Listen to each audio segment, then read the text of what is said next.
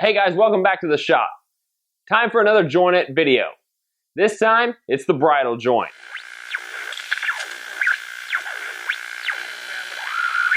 This is Ken Kelly from Huntsville, Alabama, here with Drew from the RHWoodshop. 1, 2, 3, boom!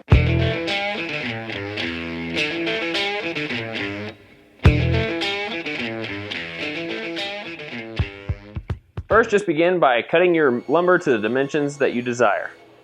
Now, I could start off by saying that you need a tenon jig like this. But you know what? Not everybody has access to something like this. Not everybody has the jig available on a T-glide system fence like I have. So, I'm going to show you how to do it on your Crosscut sled. Well, let's get this out of the way.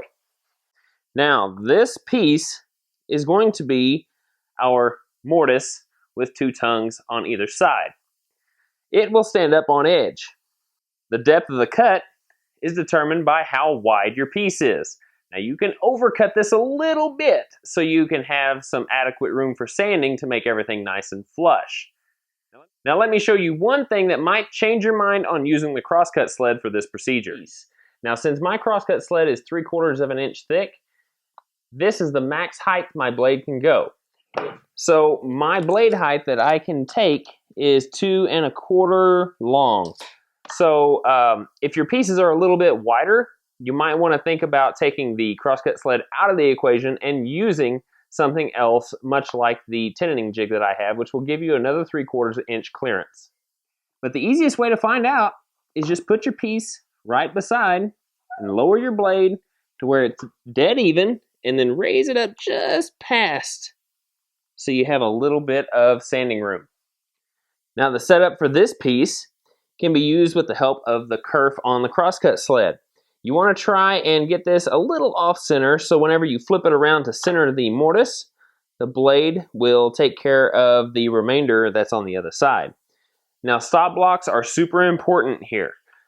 I'm really just going to go ahead and sandwich my piece over the kerf.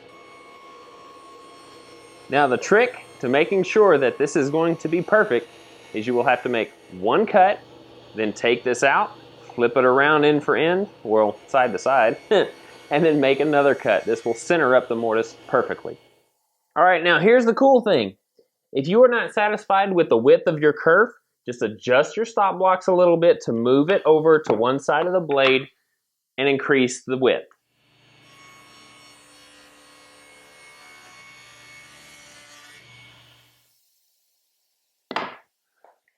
Now the next part is setting up the blade to cut the tenon that's going to fit in this mortise.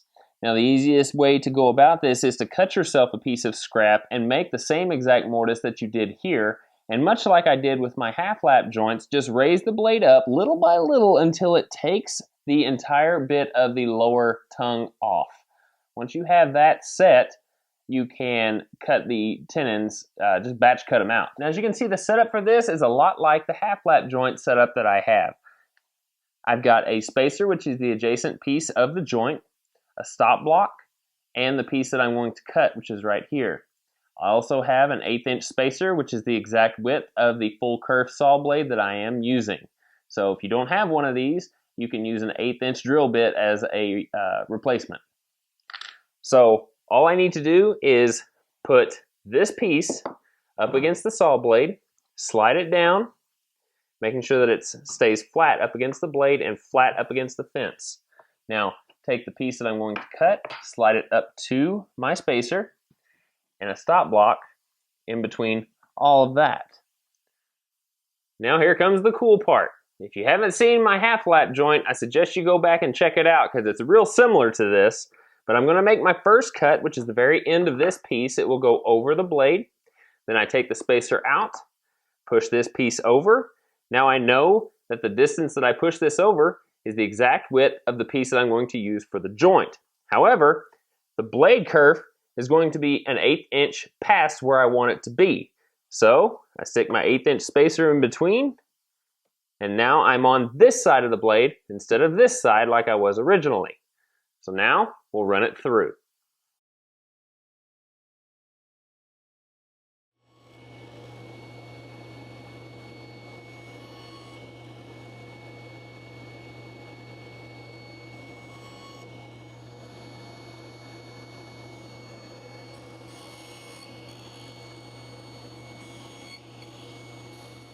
All right, now we have our tongue that's perfectly centered because we flipped it upside down to make both cuts.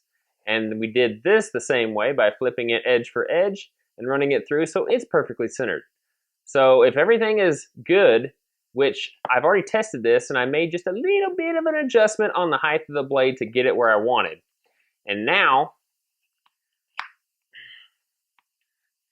it fits perfectly.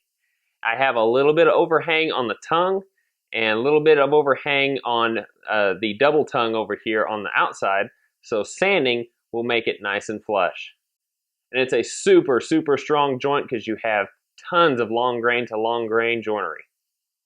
So as you guys can see, you do not need a tenon jig to make this joint as long as your pieces are within the tolerances of the saw blade in relation to the sled itself.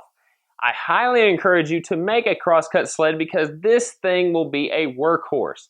I actually did a video on how I made mine, which is rather simple, but I do plan on doing some upgrades in the near future. I'll leave a link to the build process of this as well as the method of the 5 cuts to make it nice and square for your blade in relation to your fence. It is a technique that was developed by William Ing from the William Ing Woodworking School. The dude is a genius and he came up with that method, and it's probably one of the best methods I've seen to get your fence nice and square. So check out that video and also check out William Ing's video. So now, go to your shop, make yourself a joint like this, and post some pics on my Facebook and Twitter account. I would love to see how these attempts were made in your shops. This is a super strong joint, very versatile to use on picture frames as well as any other types of box construction. This would be very, very beautiful on a nice lid to a box or a chest. Guys, thank you very much. Talk to you soon. Boom!